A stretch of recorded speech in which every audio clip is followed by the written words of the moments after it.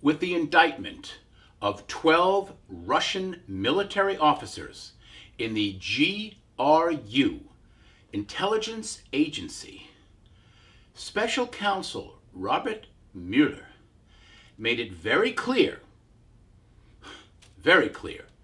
that Vladimir Putin's fingerprints are all over the criminal hacking of the 2016 U.S. elections. Imagine what Ronald Reagan or JFK would think of that sentence. No, Mr. President, this is not a witch hunt.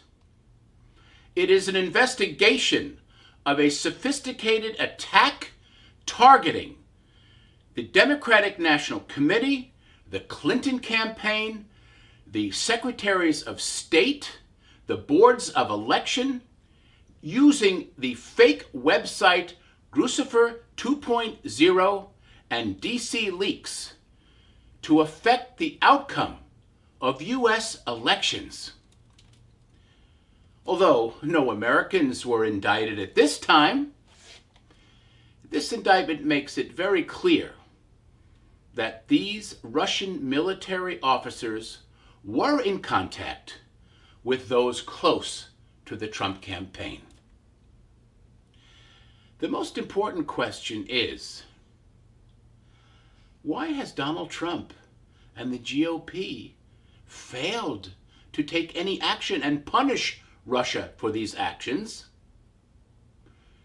And what are they doing to prevent it from ever happening again? After all, this was an act of cyber warfare against the foundation of American democracy. And why is Donald Trump doing Vladimir Putin's bidding?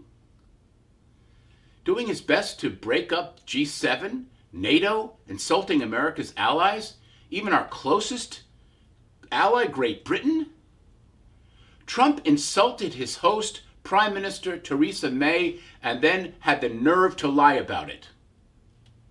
And this was on the heels of his NATO insult tour, where he scolded and berated almost all of the other NATO members. Almost all. The president was briefed on this indictment before he ventured out on his trip, yet he still planned to meet with former KGB Lieutenant Colonel Vladimir Putin.